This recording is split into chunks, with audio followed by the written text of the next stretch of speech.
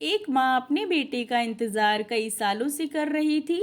वह दरवाजे को ही टकटकी लगाकर देखती रहती थी कि कब उसका बेटा आएगा या उसकी कोई खबर मिलेगी।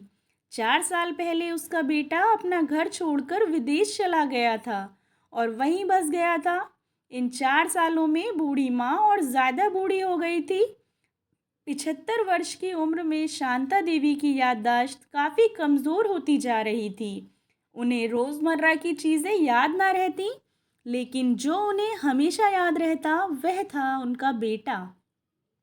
दिन हो या रात, एक पल भी ऐसा ना होता जब उन्हें अपने बेटे की याद ना आती। दूसरी तरफ बेटा था जो साल भर में एक आध बार अपनी माँ को फ़ोन कर लिया करता और 1-2 मिनट से ज़्यादा बात भी ना किया करता। फिर भी यह बूढ़ी माँ टकटकी लगाए अपने बेटे का इंतज़ार करती रहती। एक दिन बेटे का विदेश से फ़ोन आया। हेलो, हेलो, सुन रही हो ना माँ? अनुज बोल रहा हूँ, तुम्हारा बेटा। कैसी हो माँ? मैं ठीक हूँ बेटा। तुम, बहू और मेरा पोता कैसा है? माँ ने पूछा। सब अच्छे हैं माँ। मैं अगले हफ्ते गांव आ रहा हूँ माँ, तुम्हें लेने। अब हम सब साथ में ही अमेरिका में रहेंगे माँ। तुम्हारी बहू कह रही थी माँ को यहाँ पर लेकर आओ, बेचारी अकेली वहाँ परेशान होती होंगी। बेटे ने कहा। माँ की बूढ़ी सूखी आंखें आंसुओं से भीग गईं। उसके कमज़ोर शरीर की नस नस में खुशी की लहर दौड़ गई। बेटे और बहू का अपने प्रति प्रेम देखकर माँ का मन खुशी से भर आया।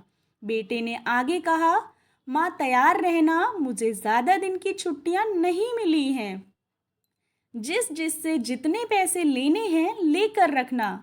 तब तक मैं प्रॉपर्टी डीलर से बात कर लेता हूँ घर के लिए। माँ ने पूछा, घर के लिए? हाँ माँ, गांव का घर हमें बेच देना चाहिए क्योंकि अब हम सब साथ में रहने वाले हैं, तो वहाँ पर घर रखने का कोई मतलब नहीं है। बेटे ने कहा।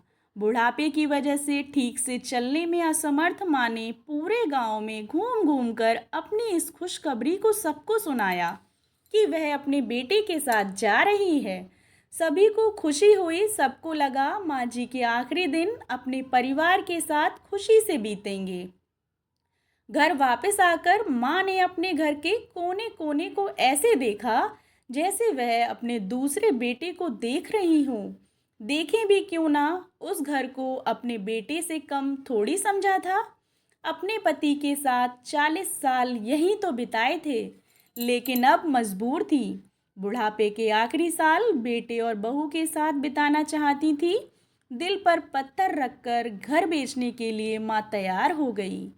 आनन फानन में बेटे ने घर को आधे दामों में बेच दिया और माँ से कहा, चलो। माँ ने ज़्यादा नहीं, लेकिन जिन चीज़ों से दिल लगा था उन चीज़ों को समेटा और बेटे के साथ टैक्सी में बैठकर एयरपोर्ट के लिए चली गई। एयरपोर्ट पर आकर बेटे ने माँ से कहा, माँ तुम यहाँ बेंच पर बैठो, मैं सामान और बोर्डिंग पास की जांच करा कर आता हूँ। वहाँ वक्त लगता है और खड़े रहना पड़ता है, तुम्हें तकलीफ होगी, तुम यहीं आराम करो। मैं यूं गया और यूं आया। माँ बेंच पर बैठ गई और बेटा अंदर चला गया। काफ़ी समय हो गया, बेटा वापस नहीं लौटा। माँ सोचने लगी, ज़्यादा भीड़ होगी इसलिए देर लग रही होगी। अंधेरा होने को आया, अब तो लोगों की चहलकदमी भी कम होने लगी।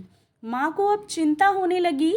एक कर्मचारी ने आकर पूछा, किससे मिलना है माँ जी आपको? यहाँ पर क्यों बैठी हैं? डरती हुई आवाज़ में शांता देवी बोली, मेरा बेटा अंदर सामान की जांच कराने गया है। अमेरिका जा रहे हैं हम। क्या नाम है माँ जी आपके बेटे का? कर्मचारी ने पूछा। अनुज नाम है मेरे बेटे का, शांता देवी ने बताया। कर्मचारी अंदर गया और थोड़ी देर बाद बाहर लौटा। उसने शांता देवी से कहा, माँ जी, अमेरिका जाने वाली फ़्लाइट तो दोपहर में ही जा चुकी है और आपका बेटा भी उस फ्लाइट में बैठकर अमेरिका जा चुका है। अब आपके यहाँ बैठने का कोई मतलब नहीं है। आप भी अपने घर चली जाइए। क्या जा चुका है और मैं घर जाऊँ? घर। माँ की आंखों से आंसुओं के सैलाब उठने लगे। जैसे तैसे माँ घर पहुंची, जो अब उसका था ही नहीं, बिक चुका था। वो वहीं बरामदे में तुलसी के पास सो गई। घर के नए मालिक को उस पर दया आई तो उसने एक कमरा किराए पर उसको दे दिया। पेंशन के पैसों से खाना और किराए का बंदोबस्त हो जाता था। ऐसे ही दिन बीतने लगे। कुछ दिनों बाद घर के नए मालिक ने शांता देवी से कहा, माँ जी, आप अपने रिश्तेदारों के यहाँ पर जाकर क्यों नहीं रहती हैं? इस उम्र में आपके लिए वही अच्छा होगा।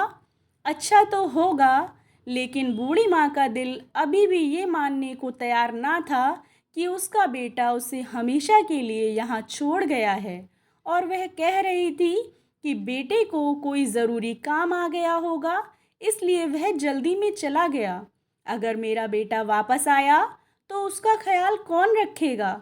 मेरा बेटा बहुत भोला है, उसे अपना ख्याल रखना बिल्कुल नहीं आता। मैं कहीं नहीं जाऊंगी, क्या पता कब उसे मेरी ज़रूरत पड़ जाए, माँ ने कहा।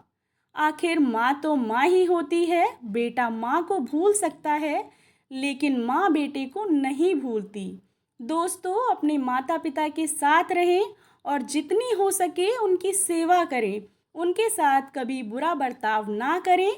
आशा करती हूँ आपको कहानी पसंद आई होगी। कहानी पसंद आई हो तो चैनल को सब्सक्राइब करें और कहानी को लाइक एंड शेयर करें। कहानी सुनने के लिए आप लोगों का बहुत बहुत धन्यवाद।